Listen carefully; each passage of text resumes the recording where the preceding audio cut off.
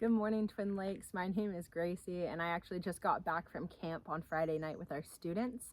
We take a group of middle school students river rafting every summer on the Klamath River, almost all the way up into Oregon.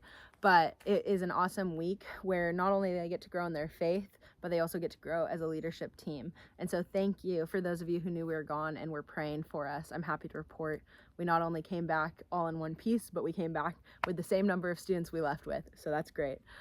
In all seriousness, though, we are going to be talking about prayer this morning as we start our day, because in our weekend series at church, we're calling the Jesus Way. We've been going through the Sermon on the Mount, and we just landed on the Lord's Prayer. So if you haven't heard it, or even if you know it, I'm going to read it. This is from Matthew 6. Jesus says, "Then pray like this: Our Father in heaven, hallowed be your name. Your kingdom come, your will be done on earth as it is in heaven. Give us this day our daily bread, and forgive us our debts, as we have also forgiven our debtors. And lead us not into temptation, but deliver us from evil." That's the Lord's Prayer. We often hear it as a whole. We don't just hear parts of it, but we are going to be zooming in on that first line, our Father in heaven. Because what we're doing is we're breaking this down verse by verse or sentence by sentence, because like I said, we often look at it as a whole. But prayer is just that. That's Jesus' template for how we are to pray.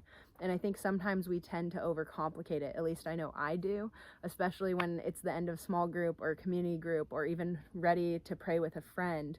Sometimes when you're asked to pray, I'm always ready to volunteer and say, yes, I'd love to pray. And then it gets quiet. I'm like, how do I pray? What do I say? But Jesus makes it simple. He gives us that template, and he starts with our Father in heaven. Because even though I might overcomplicate prayer sometimes and think that I need to say it a certain way, or that I need to use certain words to make it a good enough prayer, Jesus doesn't say that. In fact, I think our Father is just a reminder that prayer starts with the posture of worship. That prayer isn't about us. While we do pray to God through the trials and all things in our lives, we know that that's fantastic and that he wants to hear from us. It's also a way that we can worship him for all the good in our lives. And so by remembering that, I think our Father is that key phrase that allows my brain to reset and think, it is the God of the universe that I am praying to. The God who knows me and loves me and created me is reminding me that I am worshiping him through prayer, and that Jesus told us to start our prayers with our Father in heaven, hallowed be your name, for that reason. So as you go through your day and your week, I encourage you to think about that. How does your prayer life change when you think about it as a posture of worship? How does your prayer life change when you're looking for the blessings in your life to pray about, and not just the needs that we have? Because I think prayer sometimes can become unbalanced, where I find myself often praying, I want, I need, I want, instead of thank you for this blessing in my life. I mean, look at where I'm standing right now. This is my backyard. This is spectacular. Look at where we live in Santa Cruz. The beach is right there.